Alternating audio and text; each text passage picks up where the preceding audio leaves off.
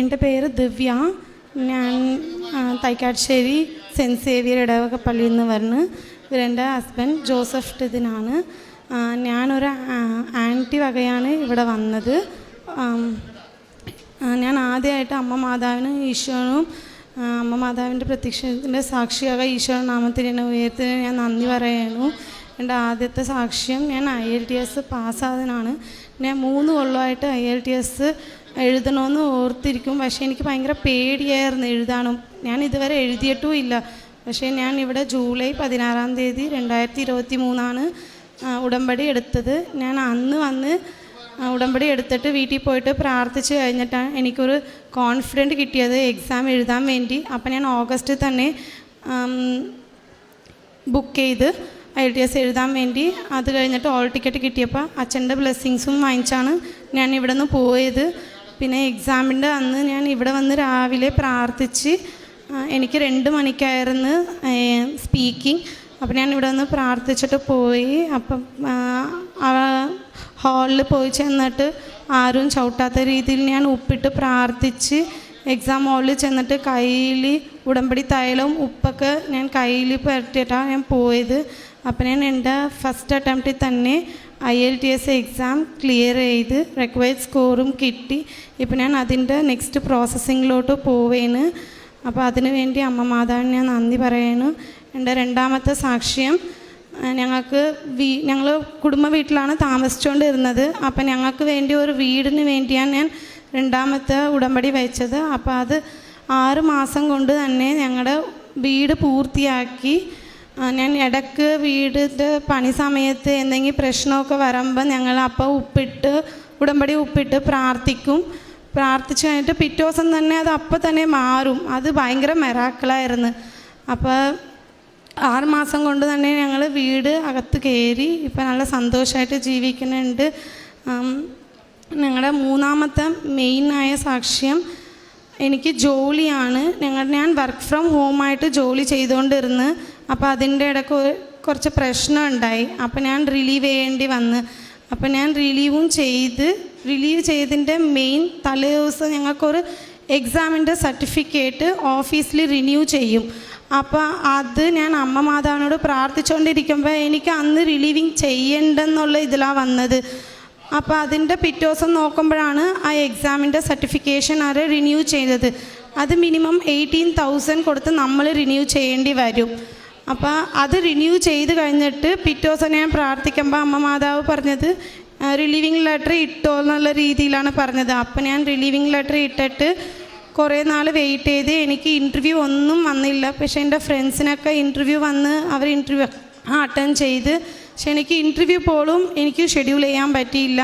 അപ്പോൾ ഞാൻ ഡേറ്റ് ഇട്ട് പ്രാർത്ഥിച്ചു. മാർച്ച് 30-ാം തീയതി എന്ന് പറഞ്ഞ് ഞാൻ ഡേറ്റ് ഇടുമ്പോൾ, പക്ഷെ ഞാൻ ഡേറ്റ് എഴുതുമ്പോഴൊക്കെ എനിക്ക് 18 എന്നുള്ള ഡേറ്റാണ് കാണിച്ചുകൊണ്ടിരുന്നത്.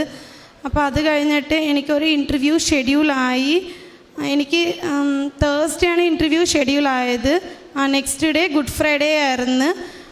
എനിക്ക് തേഴ്സ്ഡേ ഇൻ്റർവ്യൂ ഞാൻ ഷെഡ്യൂൾ ചെയ്യേണ്ടെന്ന് പറഞ്ഞ് ഞാൻ മൺഡേ വന്ന് അച്ഛൻ്റെ അടുത്ത് ബ്ലെസ്സിങ്സും വാങ്ങിച്ചുകൊണ്ടാണ് അന്ന് വൈകുന്നേരം 4 മണിക്ക് ഞാൻ ഇൻ്റർവ്യൂ അറ്റൻഡ് ചെയ്ത് കാശ് മുറുക്കെ പിടിച്ചുകൊണ്ട് ഞാൻ ഇൻ്റർവ്യൂ അറ്റൻഡ് ചെയ്ത് ഫസ്റ്റ് റൗണ്ടിൽ ഞാൻ ക്ലിയറായി. പിന്നെ അവർ പറഞ്ഞത് 2ാമത്തെ റൗണ്ടും കൂടി ഉണ്ടെന്ന് പറഞ്ഞ്. അപ്പം ഞാൻ അതും നല്ലപോലെ പ്രാർത്ഥിച്ച് എൻ്റെ ലാപ്ടോപ്പിൻ്റെ അവിടെയൊക്കെ ഉപ്പിട്ട് പ്രാർത്ഥിച്ച് തൈലം പുരട്ടിയാണ് ഞാൻ ഇൻ്റർവ്യൂ അറ്റൻഡ് ചെയ്ത് എൻ്റെ 2ാമത്തെ റൗണ്ടും ഞാൻ ക്ലിയർ ചെയ്ത്. പക്ഷേ ഞാൻ ആദ്യമൊക്കെ ആ ഇൻ്റർവ്യൂ ഒക്കെ വന്നത് ഞാൻ സെലക്ട് ആയിരുന്നെങ്കിൽ എനിക്ക് അത്രയും സാലറി ലഭിച്ചിട്ടുണ്ടാവില്ല. പക്ഷെ ഞാൻ ഇപ്പോൾ ഉള്ള ഇൻ്റർവ്യൂ സെലക്ട് ആയതിന് കൊച്ചിയിലുള്ള കമ്പനിയാണ്. നല്ല സാലറി, നല്ല ജോലിയാണ്. പിന്നെ അതാണ് എൻ്റെ 3ാമത്തെ സാക്ഷ്യം. പിന്നെ 4ാമത്തേതാണ്, എൻ്റെ ഫ്രണ്ട് അവൾ ഉടമ്പടി എടുത്തിട്ടുണ്ട്. പക്ഷെ അവൾക്കൊരു ചെറിയ രീതിയിൽ കുറച്ച് പ്രശ്നം ഉണ്ടായി. അപ്പം ഞാനൊരു ലൈറ്റ് ക്യാൻഡൽ റിക്വസ്റ്റ് ഇട്ട് പ്രാർത്ഥിച്ച് അവൾക്ക് എന്തെങ്കിലും ഒരു ചെറിയ രീതിയിൽ ചെറിയൊരു ഹാപ്പിനെസ് കിട്ടണമെന്ന് പറഞ്ഞ് പ്രാർത്ഥിച്ചിട്ട് അവൾ പിറ്റേ ദിവസം തന്നെ വിളിച്ച് എൻ്റെ അടുത്ത് പറഞ്ഞ് അവൾക്ക് ജോലിയിൽ മാനേജർ വിളിച്ച് പറഞ്ഞ് ഇങ്ങനെ അവൾ നല്ല ഒരു ഹൈക്കിൽ സാലറി ലഭിച്ചിട്ടുണ്ടെന്ന് പറഞ്ഞ്. അപ്പോൾ അത് ക്യാൻഡിൽ ലൈറ്റ് റിക്വസ്റ്റ് ഇട്ടാണ് അത് അവൾക്ക് ലഭിച്ചത്. പിന്നെ ഞാൻ എപ്പോഴും പ്രാർത്ഥിക്കുമ്പോൾ ഞാൻ മനുഷ്യന് അസാധ്യമായ ദൈവത്തിൽ സാധ്യമുള്ള വചനം എപ്പോഴും പ്രാർത്ഥിക്കും. പിന്നെ വിശ്വാസം വഴി കൃപയാലാണ് രക്ഷപ്പെട്ടത്, ഞാൻ നേടിയെടുത്തതിൽ ദൈവത്തിൻ്റെ ദാനമാണെന്നുള്ളതും ഈ വചനമൊക്കെ എന്നെ ഭയങ്കരമായിട്ട് ശക്തിപ്പെടുത്തിയതാണ്. ഞങ്ങൾ ഉടമ്പടി എടുത്തു കഴിഞ്ഞിട്ട് ഹസ്ബൻഡ് അതിൻ്റെ മുമ്പൊക്കെ പൂർണ്ണ മദ്യപാനിയായിരുന്നു. പിന്നെ ഇപ്പോൾ ഉടമ്പടി എടുത്തു കഴിഞ്ഞിട്ട് ഇതുവരെ ഇതുവരെ കുടിച്ചിട്ടില്ല. പിന്നെ ഇനിയും ഞങ്ങൾ ഉടമ്പടി തന്നെ തുടങ്ങും. അപ്പോൾ ഞങ്ങൾക്ക് ഉടമ്പടി എടുത്തിട്ട് വീട്ടിൽ നല്ല സന്തോഷമാണ്. പിന്നെ എനിക്ക് ഭയങ്കര ദേഷ്യം വരും, ഞാൻ എപ്പോഴും ദേഷ്യപ്പെട്ടുകൊണ്ടിരിക്കും. പിന്നെ ഉടമ്പടി എടുത്തു കഴിഞ്ഞിട്ടാണ് ഞാൻ അറിഞ്ഞത് ഞങ്ങളുടെ ദേഷ്യം കൊണ്ടാണ് ഞങ്ങളുടെ രണ്ടുപേരുടെ ലൈഫിലും എപ്പോഴും വഴക്കായിക്കൊണ്ടിരിക്കണമെന്ന് പറഞ്ഞിട്ട്. പിന്നെ ഇപ്പം ഞാൻ ഉടമ്പടി എടുത്തിട്ട് ആദ്യം എനിക്ക് കുറച്ച് ദേഷ്യമായിരുന്നു. പിന്നെ അമ്മ മാതാവിനോട് പ്രാർത്ഥിച്ച് എനിക്കിപ്പോൾ ഞാൻ ഭയങ്കരമായിട്ട് എൻ്റെ ദേഷ്യമൊക്കെ കുറച്ച് എല്ലാത്തിനും ഞാൻ ഓക്കെ പോട്ടെ എന്നുള്ള രീതിയിലാണ് ഞാൻ ഇപ്പം വിട്ടേക്കും. പിന്നെ അത് സംസാരിക്കാൻ ഞാൻ പോകില്ല.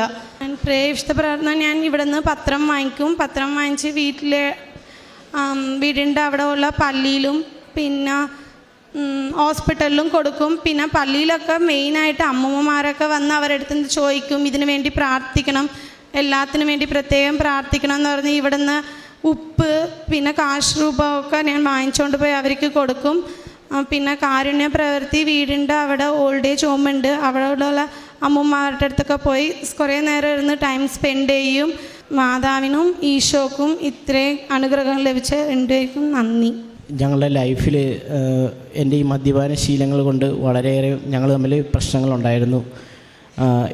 എൻ്റെ വൈഫ് ഉടമ്പടി എടുത്ത് പിറ്റേ നാളെ തൊട്ട് ഞാൻ പിന്നെ മദ്യപിച്ചിട്ടില്ല. അപ്പോൾ ഞങ്ങളുടെ ലൈഫിൽ പിന്നെ അങ്ങനെ പ്രശ്നങ്ങളൊന്നും കാര്യമായിട്ടുണ്ടായിട്ടില്ല. നല്ല രീതിയിൽ ജീവിതം മുമ്പോട്ട് കൊണ്ടുപോകാനായിട്ട് ഞങ്ങൾക്ക് സാധിക്കുന്നുണ്ട്. ഉടമ്പടി എടുത്തതിന് ശേഷം എൻ്റെ സാലറിയിലെല്ലാം നല്ല ഹൈക്കെല്ലാം ലഭിക്കുകയൊക്കെ ചെയ്തിട്ടുണ്ട്. പിന്നെ എല്ലാ കാര്യങ്ങളിലും നല്ല രീതിയിൽ ഇടപെടാനും ഇപ്പോൾ പള്ളിയിലുള്ള കാര്യങ്ങളിലൊക്കെ നല്ല രീതിയിൽ ചെയ്യാനും ഒക്കെയുള്ള അനുഗ്രഹം എനിക്ക് തമ്പുരാൻ തന്നിട്ടുണ്ട്. ഞങ്ങളുടെ പള്ളിയുടെ ഒരു വെഞ്ചരിപ്പ് കുറേ വർഷങ്ങളായി ഇങ്ങനെ ചെറിയ രീതിയിൽ മുന്നോട്ട് പോയിക്കൊണ്ടിരിക്കുകയായിരുന്നു. ഈ നവംബർ 26-ാം തീയതി ഞങ്ങളതൊരു നിയോഗമായിട്ട് വെച്ച് പ്രാർത്ഥിച്ചിട്ടുണ്ടായിരുന്നു. പള്ളിയുടെ വെഞ്ചരിപ്പ് കഴിഞ്ഞു. അതിനും അമ്മയോടും ഈശോയോടും ഞങ്ങൾ നന്ദി പറയുന്നു.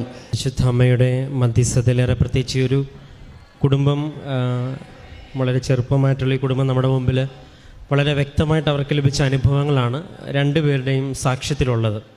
അവർ വ്യക്തമായിട്ട് ഇതിൽ വിശ്വസ്തതപൂർവ്വം നിലനിൽക്കുവാനായിട്ടൊരു ശ്രമം ഉണ്ട് എന്നുള്ളത് ഈ മകൾ സാക്ഷ്യപ്പെടുത്തുമ്പോൾ അതിൽ വ്യക്തമായിട്ട് പറയുന്നുണ്ട്. ഇപ്പോൾ ദൈവത്തിന് എല്ലാം സാധ്യമാണെന്നുള്ളൊരു വചനം പലപ്പോഴായിട്ട് ഇവിടെ രണ്ടോ മൂന്നോ പ്രാവശ്യം അത് റെഫർ ചെയ്ത്. കാരണം നമ്മൾ അതൊക്കെ എഴുതി എന്നൊക്കെ പറയുമ്പോൾ അത്രത്തോളം നമ്മുടെ മനസ്സിലേക്ക് പതിപ്പിക്കുവാനായിട്ടുള്ളൊരു അനുഭവം കൂടി ലഭിച്ചു എന്നുള്ളതാണ്. അതിൽ ജോലി ലഭിച്ചതും ഒപ്പം ശരീരത്തിലുണ്ടായിരുന്ന വേദനകളും ഒക്കെ തൈലമൊക്കെ ഉപയോഗിച്ച് പ്രാർത്ഥിക്കുമ്പം സൗഖ്യപ്പെട്ടതും ഒപ്പം ഇങ്ങനെ കൃപയുടെ ഒരു അനുഭവം ജീവിതത്തിലേക്ക് കടന്നു വരുമ്പം അവർ ജീവിതത്തിൽ കുറേ കാര്യങ്ങൾ എടുത്തു മാറ്റുകയും കുറേ നന്മകൾ ഈ ശീലങ്ങൾ ഉണ്ടാവുകയും ചെയ്തിട്ടുണ്ട്. അല്ലാതെ ഇവിടെ ഒന്ന് പ്രാർത്ഥിച്ചു പോയതുകൊണ്ട് ഒരുപാട് ദൈവാനുഭവം നമുക്കുണ്ടാകും എന്നുള്ളതല്ല. അപ്പം അതിന് വ്യക്തിപരമായിട്ട് ആ മകൻ തന്നെ എൻ്റെ സാക്ഷ്യം പറഞ്ഞിട്ടുണ്ട്. അതായത് നന്മയല്ലാത്തൊരു ശീലം ദൈവത്തിൻ്റെ നാമത്തിൽ ദൈവത്തിൻ്റെ അനുഗ്രഹം ലഭിക്കുവാനായിട്ട് പൂർണ്ണമായിട്ടും മാറ്റി അല്ലെങ്കിൽ ഉപേക്ഷിച്ചു എന്ന് പറയണത് അത് തന്നെ. അപ്പം നമ്മുടെ പ്രാർത്ഥനയ്ക്ക് വിലയുണ്ടാവുന്നത് ആ പ്രാർത്ഥനയെ പ്രതി നമ്മൾ എന്തെല്ലാം മാറ്റിവെക്കുന്നു, എന്തെല്ലാം ചേർത്ത് വെക്കുന്നു എന്നൊക്കെ പ്രധാനം. അതുകൊണ്ടാണ് ഈ നോമ്പും ഉപവാസവും എല്ലാം ഉടമ്പടിയുടെ ഭാഗമായിട്ട് മാറുന്ന ഇതുകൊണ്ടാണ്. അപ്പം അങ്ങനെ വ്യക്തമായിട്ട് ഒരനുഭവമായിട്ട് നമ്മുടെ മുമ്പിൽ ഒരു കുടുംബമായിട്ട് സാക്ഷ്യപ്പെടുത്തുമ്പോൾ നമ്മളും ഇതൊരു പ്രചോദനമായിട്ട് എടുക്കട്ടെ. ഒപ്പം ഈ കുടുംബത്തിൽ പരിശുദ്ധ അമ്മ വഴി നൽകിയ എല്ലാ അനുഭവങ്ങൾക്കും നമുക്ക് കരങ്ങളടിച്ച് ദൈവത്തിൻ്റെ നാമം മഹത്വപ്പെടുത്താം. അത്യപൂർവ ദൈവാനുഭവങ്ങൾ ഇനി നിങ്ങൾക്കും സ്വന്തം. ഈ യൂട്യൂബ് ചാനൽ ഇതുവരെ സബ്സ്ക്രൈബ് ചെയ്തിട്ടില്ലെങ്കിൽ ഇപ്പോൾ തന്നെ സബ്സ്ക്രൈബ് ചെയ്യുക. ഈ വീഡിയോ ഇപ്പോൾ തന്നെ നിങ്ങളുടെ സുഹൃത്തുക്കൾക്ക് ഷെയർ ചെയ്തുകൊണ്ട് കർത്താവിൻ്റെ പ്രേക്ഷിതരാകുക.